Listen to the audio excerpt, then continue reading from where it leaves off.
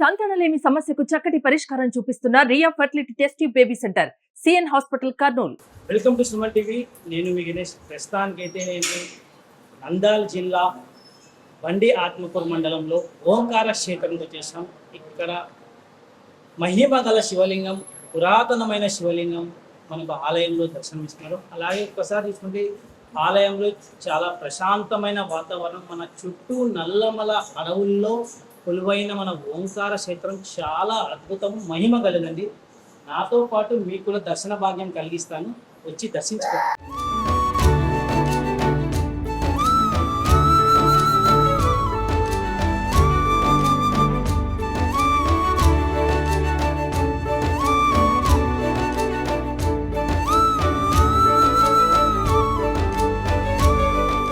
ఒకసారి మన ఆలయ చరిత్ర చూసుకుంటే ఈ ఆలయం వచ్చేసి మనకు చాలా వందల ఏళ్ల నాటి ఆలయంగా పిలుస్తుంది.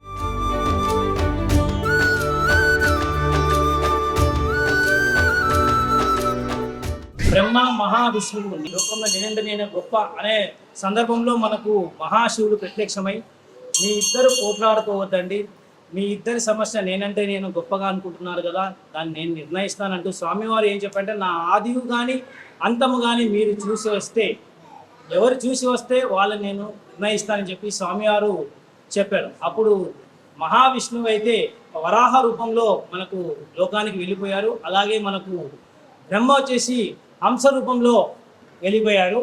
వారిద్దరూ కనుక్కోవడానికి వెళ్ళే సమయంలో మనకు మహావిష్ణువు స్వామివారిని ఏదో మమ్మల్ని ప్రశ్నిస్తున్నట్టు, తనలో తాను చాలా తప్పు చేస్తున్నానని భావించి స్వామివారి దగ్గరికి మళ్ళీ తిరిగి వెళ్ళి, స్వామి నాకు తప్పు అయిపోయింది, నేను మిమ్మల్ని కనుగోలేకపోయాను, నన్ను క్షమించండి, సర్వంతామి మీరే కాబట్టి ఈ ఓంకార క్షేత్రంలో మిమ్మల్ని నేను దాటి వెళ్ళలేను స్వామి అని చెప్పి నన్ను క్షమించండి అని చెప్పి వేడుకున్నాడు.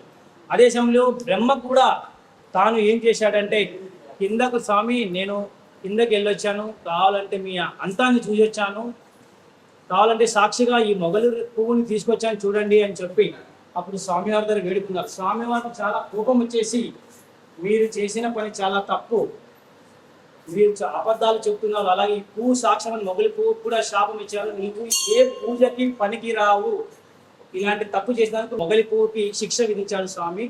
అలాగే బ్రహ్మ కూడా మీకు కింద మనకు భూలోకంలో ఎటువంటి పూజలు కానీ పుణ్యక్షేత్రాలు కానీ నీకు దర్శన భాగ్యం ఉండదు, నీకు పూజలు కూడా ఉండవని చెప్పేసి మనకు శాపం ఇచ్చాడు.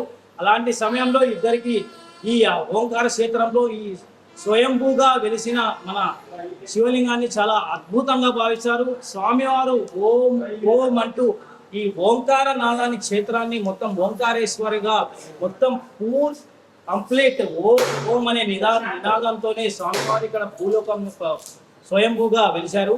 ఒకసారి చూసుకుంటే స్వామివారు ఓం ఓం అంటుంటే ఇక్కడ మునులు ఋషులు తపస్సు చేస్తే చెవిలో నుంచి వారి చెవిలో నుంచి రక్తస్రావం బయటకు వచ్చేసింది. చాలా భయంకరంగా వినలేకపోతుంది. అప్పుడు మునులు ఋషులు అమ్మవారి దగ్గరికి, అమ్మ మీరు వెళ్ళి స్వామివారిని శాంతించండి, స్వామివారి ఓం అనే నినాదాన్ని మేము వినలేకపోతున్నాం, చాలా భయంకరంగా ఉంది అని చెప్పడంతో అమ్మవారు మన స్వామివారికి నుదుట మీద కుంకుమ పెట్టి శాంతించారు. అప్పుడే మనకు ఈ క్షేత్రంలో అరుదైన మన శివలింగం అనేది స్వయంభూగా వెలిసి మన ఈ ఓంకార క్షేత్రంలో ఓంకారం అనే పేరు ఎలా వచ్చిందంటే, స్వామివారు ఓం ఓం అని శివలింగాన్ని మనం ధ్యానంతో మనసుతో కోరికగా కూర్చొని వింటే స్వామివారు శివలింగా నుంచి ఓం అనే మనకు వినబడుతుంది. చాలా అద్భుతమైన విషయం ఈ ఓంకార క్షేత్రంలో. ఇలాంటి ఆలయం అనేది మనకు దర్శించుకుంటే చాలా పుణ్యఫలంగా కలిగిస్తుంది. ఒక్కసారి మనకి చాలా మంది పక్క రాష్ట్రాల నుంచి, అలాగే చుట్టుపక్కల నంద్యాల కానీ, కర్నూలు కానీ, ఆలగడ్డ కానీ చాలా ప్రాంతాల నుంచి ఇక్కడ వచ్చి స్వామివారిని నిత్యం దర్శించుకుంటుంటారు ఈ ఓంకార క్షేత్రంలో. ఇది చాలా గొప్ప విషయం. అలాగే అమ్మవారు కూడా ఉమామహేశ్వరి ఆలయం కూడా అమ్మవారి ఆలయం కూడా నిర్మించారు. అలాగే ఈ ఆలయంలో సంతాన భాగ్యం కలగని వారికి సంతాన భాగ్యం, ఎన్నో నష్టాలు ఉన్న కుటుంబీకులు కూడా ఈ ఆలయాన్ని దర్శిస్తే మంచి జరుగుతుందని చెప్పి మనకు అర్చకులు వివరించారు. అలాగే చరిత్ర చూసుకుంటే చాలా పురాతనమైన ఆలయం ఇది, చాలా అద్భుతమైన ఆలయం.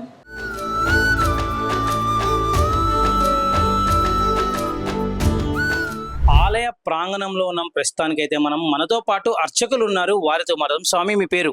మల్లికార్జునరావు. స్వామి, అలాగే మనకు స్వయంభూగా వెలిసిన మన శివలింగాన్ని గురించి, అలాగే ఆలయ విశిష్టత గురించి మన సుమన్ టీవీ ప్రేక్షకుల కోసం వివరిస్తారా స్వామి? ఈ గంగా మీద ఓంకార సిద్ధేశ్వర దేవుడు పిలిచిన ఓంకార సిద్ధేశ్వర స్వామి ఆయన పిలిచాను.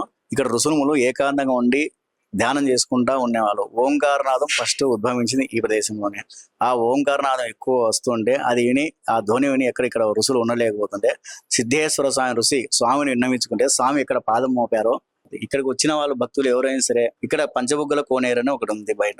ఆ కోనేరులో స్నానం చేసి ఇక్కడ క్షేత్రపాలకుడు ఆంజనేయ స్వామి, ఎక్కడైనా కాలభైరవుడు, వీరభద్ర స్వామి, ఇంకో వేరే స్వాములు ఉంటారు, కానీ ఈ క్షేత్రంలో క్షేత్రపాలకుడు ఆంజనేయ స్వామి.